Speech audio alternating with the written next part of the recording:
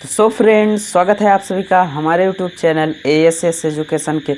आज आप सभी को बताने वाला हूं क्लास 10th मैथ के न्यू सिलेबस के बारे में। तो वीडियो एंड तक ज़रूर देखिएगा, क्योंकि यह वीडियो आपके लिए बहुत ही इंटरेस्टिंग होने वाली है, जिसमें कि आपको NCERT पैटर्न के आपको लॉकडाउन था, लॉकडाउन के बाद आपको नए सिलेबस के बारे में बताया गया कि मतलब कि कुछ सिलेबस जो थे हट गए हैं। अब आपके बचे हैं 15 चैप्टर, तो जिसमें से आपको पढ़ना क्या क्या है उसके बारे में हम पूरी तरीके से कवर करवाने वाले हैं, और वीडियो एक एक करके वीडियो आपको आपके पास पहुंचाते हैं। तो ठीक, तो आपको सबसे पहले जानना यह ज़रूरी है कि हमें पढ़ना क्या क्या है, क्योंकि आप किसी दोस्त के घर जाते हो, माना कि एक उदाहरण के तौर पर कि आप किसी दोस्त के घर जाते हो तो आप उसके घर का रास्ता नहीं मालूम है, ठीक, तो आप क्या करते हो कि कहीं दूसरे जगह चले जाते हो। लेकिन जब आपको रास्ता पूरी तरीके से पता होता है तो आप क्या करते हो, उसके घर ही सीधे चले जाते हो। और आपको क्या करना है कि पूरे साल आपने पढ़ लिया, लेकिन बाद में क्या आया कि आपके जब पेपर आया तो आपको लगा कि यार ये तो चैप्टर मेरे किताब का है ही नहीं, और आपको पढ़ते पढ़ते आप आगे बढ़ गए लेकिन चैप्टर मिला ही नहीं। तो इसीलिए हम कहते हैं कि आपको सबसे पहले आपको आपके दोस्त का रास्ता पता हो, आप तभी उसके घर जाइए। इसीलिए हम कहते हैं कि आपको पूरी तरीके से सिलेबस मालूम हो, तभी आप क्या करिएगा कि इसको पूरी तरीके से कवर कर सकते हैं। ठीक, तो चलिए बात करते हैं हम सिलेबस। पहला सिलेबस आपका है वास्तविक संख्याएं, वास्तविक संख्याएं। ठीक, तो दूसरा है बहुपद। ठीक, तो वास्तविक संख्याओं से भी क्वेश्चन बहुत आते हैं। ठीक, तो यहाँ से आपके जो क्वेश्चन आते हैं तो लगभग आपको 2 नंबर, 3 नंबर, 4 नंबर के क्वेश्चन ज़रूर पूछे जाते हैं, और आपको यहाँ से क्वेश्चन मार्क मतलब टिक मार्का के तौर पर एक एक नंबर के क्वेश्चन भी आते हैं। और आता है आपका दूसरा नंबर है, दूसरा चैप्टर है बहुपद। बहुपद तो ठीक, इसमें से भी घातुक, इसमें से भी आपके 2 नंबर, कहने का अर्थ 2 नंबर, 3 नंबर के भी क्वेश्चन आते हैं, लॉन्ग करके भी, शॉर्ट करके भी, और आपको टिक मार्का के भी तौर पर क्वेश्चन आते हैं। ठीक, तो आपका आता है तीसरा नंबर 2 चर वाले रैखिक समीकरण के युग्म। ठीक, 2 से तीसरा चैप्टर हो गया। अभी जो हम चला रहे हैं, आपको वीडियो डाल रहे हैं, वो है चैप्टर 2 घात समीकरण। तो यहाँ से भी आपके क्वेश्चन आते हैं। तो यहाँ से जो क्वेश्चन आते हैं आपको लॉन्ग करके भी आते हैं, क्या होता है, लॉन्ग करके भी आते हैं और शॉर्ट भी आते हैं। ठीक, तो लॉन्ग भी आते हैं, जो शॉर्ट आते हैं। तो लॉन्ग में जो होता है कि आपको सिर्फ ऐसे मूल अकेले ज्ञात करना होता है कि उनके व्यापक मान से अकेले क्या कर सकते हैं, उनके मान को ज्ञात करके बस ABC का मान निकाल के रख देना होता है, बस, और काम ख़त्म हो गया।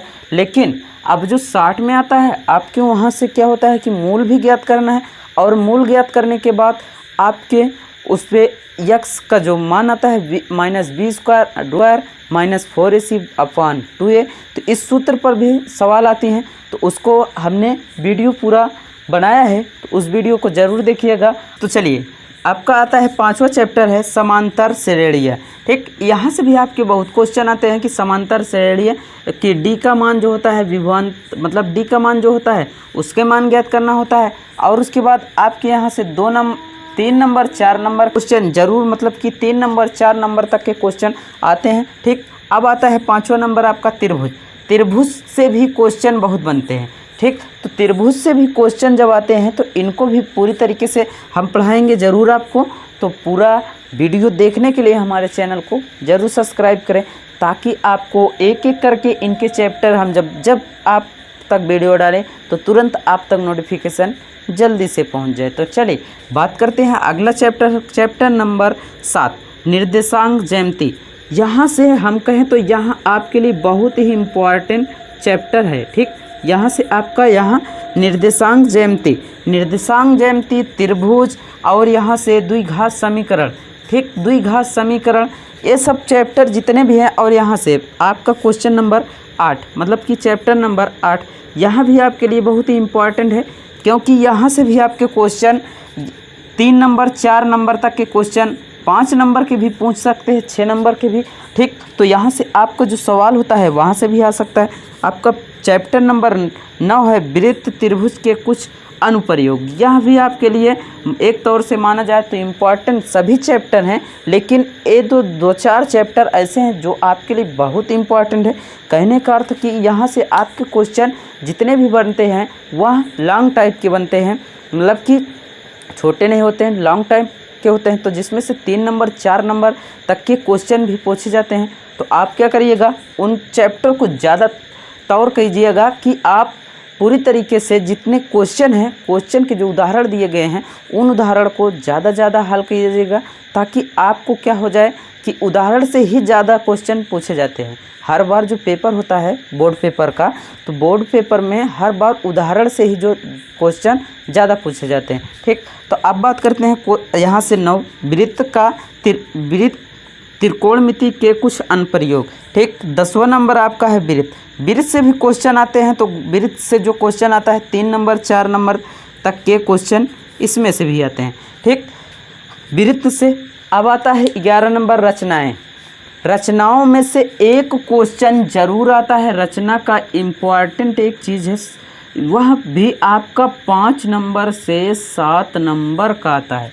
ठीक, तो 5 नंबर से 7 नंबर का एक रचना, सिर्फ आपको एक रचना करना है, उसमें से 5 से 7 नंबर का आएगा आपको। ठीक, तो यहाँ से रचनाएं भी ज़रूर पढ़िएगा। ठीक, अब आता है आपका 11 नंबर तो हो गया। 12 नंबर पे आता है वृत्तों से संबंधित क्षेत्रफल। ठीक, इसमें से जो क्वेश्चन भी आते हैं वो भी 2 से 3 नंबर या 4 नंबर, कभी कभी तो 4 नंबर 5 नंबर का भी आ जाता है। ठीक, तो यहाँ से ज़रूर आपको 3 नंबर 4 नंबर 5 नंबर के भी क्वेश्चन आते हैं। अब आता है 13 नंबर, चैप्टर नंबर 13, पृष्ठीय क्षेत्र और आयतन। ठीक, पृष्ठीय क्षेत्रफल और आयतन।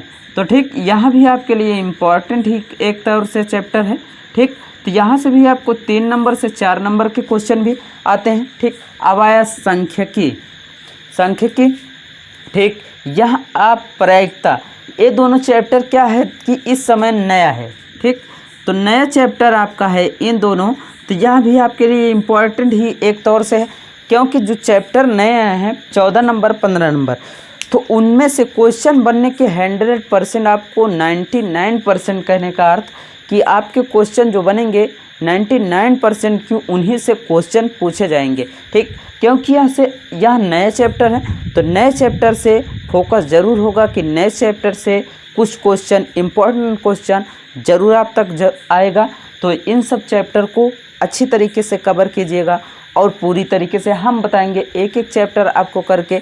तो वीडियो आपको यह पसंद आई होगी तो प्लीज़ अपने दोस्तों तक ज़रूर शेयर कीजिएगा, और चैनल पर नए आए हैं तो प्लीज़ चैनल को भी सब्सक्राइब कीजिए, ताकि आपको इन जितने भी सिलेबस आपको दिख रहे हैं 15 सिलेबस आपको बोर्ड पेपर होने से पहले शायद ही मैं पूरी तरीके से ख़त्म कर दूंगा, और उसके बाद आपको क्या हो जाएगा, आप बोर्ड पेपर में आराम से अपने पेपर को हल कर देंगे। ठीक, तो ठीक, इन सब सिलेबस को ज़रूर नोट कीजिएगा। मिलते हैं आपको नेक्स्ट वीडियो में। Thank you, take care, good bye.